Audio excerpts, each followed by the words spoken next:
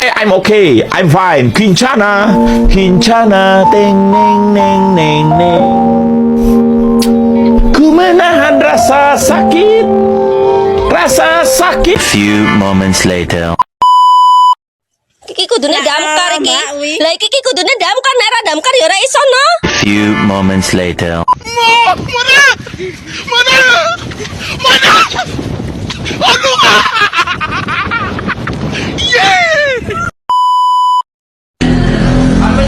Well, pasara mo na yan!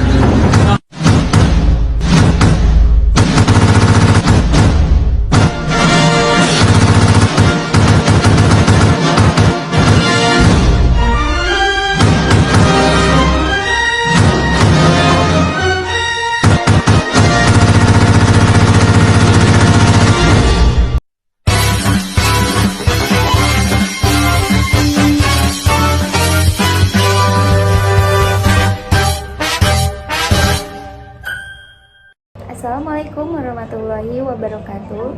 Salam sejahtera bagi kita semua. Shalom, Om Swastiastu, Namo Buddhaya, salam kebajikan. Perkenalkan, nama saya Angelina Wulandari dengan nomor induk mahasiswa 2210117750 dengan ruangan kelas 03 SIF P007. Di sini saya akan menjelaskan tentang jenis protokol jaringan dan interface. Sebelum masuk ke dalam materi, saya berasal dari kelompok 4, yaitu berisikan saya Angelina Wulandari, Deli Gafriyadi, Muhammad Rangga Pratama, Muhammad Ridho, Wahyu Satria Ramadan, dan Taufik Maulana. Baik, sebelum masuk ke dalam materi, saya akan memberikan beberapa pembahasan, yaitu yang pertama ada perangkat jaringan, yang kedua protokol, yang ketiga jenis protokol. Yang pertama kita masuk ke dalam perangkat jaringan. Apa sih perangkat jaringan itu? Perangkat jaringan merupakan pengertian jaringan komputer. Jadi, perangkat jaringan sama pengertiannya dengan jaringan komputer. Jaringan komputer adalah dua atau lebih komputer yang terhubung satu sama lain dan digunakan untuk berbagi data. Untuk membangun sebuah jaringan komputer, diperlukan sebuah perangkat software dan hardware, switch, dan router, menggunakan berbagai protokol dan algoritma untuk bertukar informasi dan untuk membawa data ke titik akhir yang diinginkan. Sebuah jaringan komputer juga menggunakan optical fiber atau sebuah jaringan yang mungkin menggunakan kabel sebagai transmisinya. Contoh kabel yang digunakan seperti koaksial atau kabel tembaga yang merupakan jaringan medium transmisi. Sedangkan jaringan komputer yang menggunakan koneksi data wireless banyak digunakan seperti broadcast, radio, satelit, dan lain-lain. Selanjutnya kita masuk ke dalam beberapa jenis jaringan komputer. Yang pertama ada network interface, yang kedua ada local area network atau LAN yang merupakan jaringannya merupakan mencakup wilayah lokal saja. Yang ketiga ada MAN atau metropolitan area network yang cakupannya lebih luas daripada LAN serta lebih canggih daripada LAN. Yang keempat ada wide area network atau WAN yang jaringannya menghubungkan antara kantor pusat data, aplikasi cloud, dan penyimpanan cloud. Yang kelima ada internet. Yang keenam ada virtual private network atau VPN yang merupakan koneksi khusus atau private jaringan publik atau internet. Masuk ke dalam pembahasan yang kedua, yaitu protokol. Protokol adalah bagian yang terpenting karena mengatur peralatan komunikasi data dan peraturan yang memungkinkan terjadinya sebuah komunikasi data yang terjadi pada sebuah komputer dan bisa terjadi perpindahan suatu data dari komputer satu dengan komputer yang lain ataupun dengan banyak komputer. Perangkat lunak dan perangkat keras termasuk ke dalam sebuah protokol komunikasi data.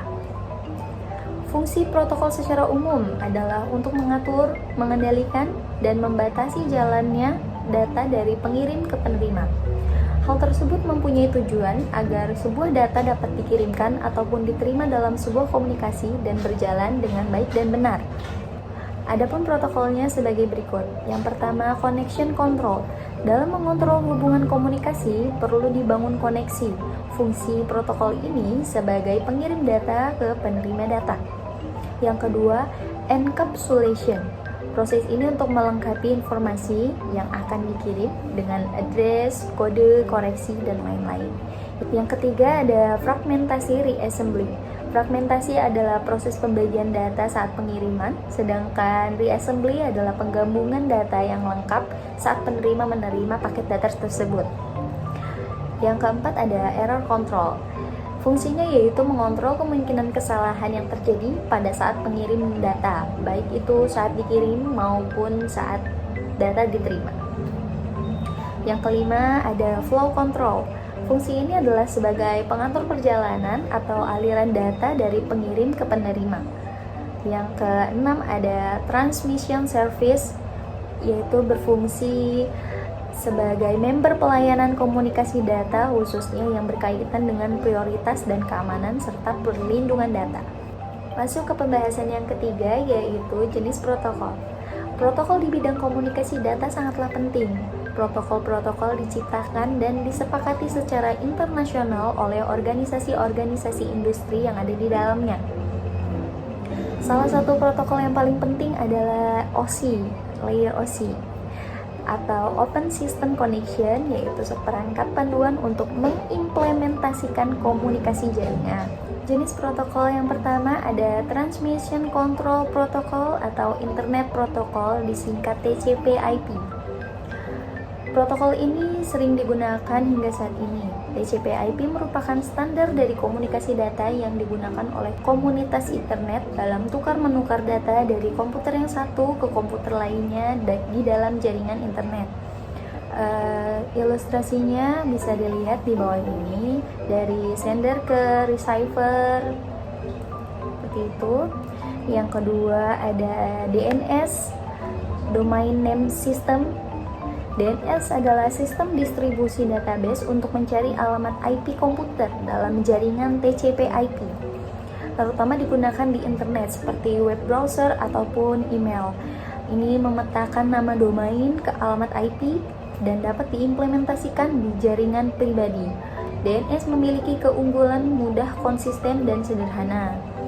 Yang ketiga ada ICMP atau Internet Control Message Protocol. ICMP merupakan protokol yang berfungsi untuk menentukan dan mengetahui apakah komputer tujuan dapat dijangkau atau tidak. Selain itu juga untuk mengetahui lama waktu pembalasan dari komputer tujuan atas paket data yang telah dikirimkan oleh komputer pengirim. Apakah data terjadi error atau tidak? Seperti itu. Yang keempat ada IMAP atau Internet Message Access Protocol. IMAP adalah protokol standar untuk mengakses dan mengelola email dari server. Ini digunakan untuk mengirim dan menerima email di internet, memungkinkan pengguna untuk memilih, membuat, mencari, dan menghapus email. IMAP adalah protokol dua arah dan dirancang oleh penyedia email seperti Gmail.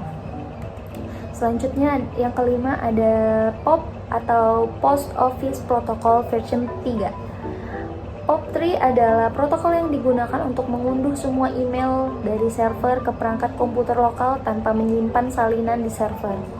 Ini adalah protokol komunikasi satu arah di mana data diambil dari server dan disimpan di perangkat komputer lokal.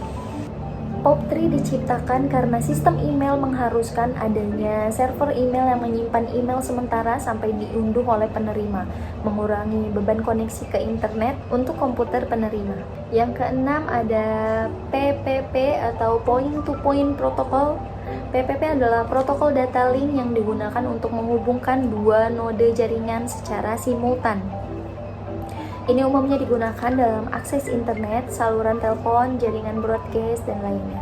Konfigurasi pilihan termasuk komprehensif, autentikasi, deteksi kesalahan, dan pemanggilan balik PPP. Selanjutnya yang ketujuh ada HTTP atau Hypertext Transfer Protocol.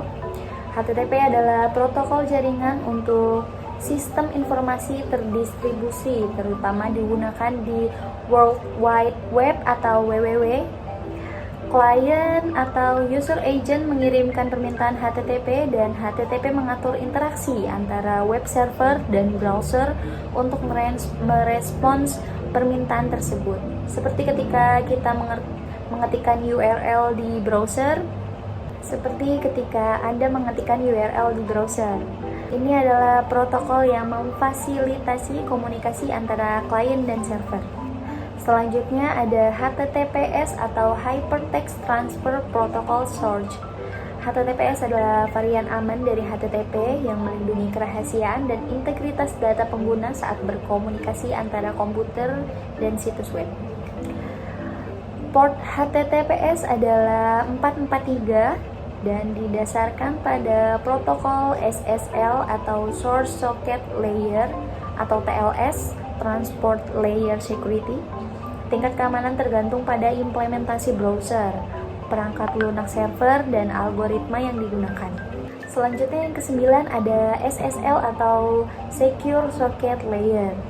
SSL adalah sebuah standar protokol keamanan yang dapat mengamankan semua bentuk transaksi di website yang menggunakan internet system yang paling banyak digunakan untuk enkripsi pengiriman informasi pada internet sehingga data dapat dikirim secara aman. Tidak hanya sebagai keamanan koneksi web, SSL juga bisa digunakan untuk berbagi aplikasi yang memerlukan enkripsi, autentikasi, dan kode autentikasi pesan agar pesan tetap aman dan nyaman. Selanjutnya yang ke-10 ada SSH atau Secure Shell. SSH adalah sebuah standar protokol jalur masuk yang aman ke sebuah jaringan. Dengan menggunakan file yang dikirim, semua alur jalannya bisa dirahasiakan. Hanya akan membaca satu jaringan saja. Salah satu protokol jaringan yang memungkinkan sebuah protokol data bisa berjalan secara aman antara dua komputer. Protokol ini dapat digunakan dan mampu mengendalikan komputer dari jarak jauh. Protokol ini juga mempunyai kelebihan dibandingkan dengan protokol sejenisnya. Selanjutnya yang terakhir ada ATM atau Asynchronous Transfer Mode. ATM adalah sebuah paket teknologi yang berbasis switching. Oleh karena itu, semua jenis informasi mampu dikirimkan, baik data, suara, maupun mengirimkan sebuah gambar dengan kecepatan yang tinggi dengan satu jaringan tunggal. Oleh karena itu, kecepatan transfer bisa mencapai 1,2 GB yang merupakan line digital berkualitas tinggi dan tidak memerlukan error checking informasi super highway. Oke, sekian presentasi dari saya, kurang lebihnya mohon maaf. Wassalamualaikum warahmatullahi wabarakatuh.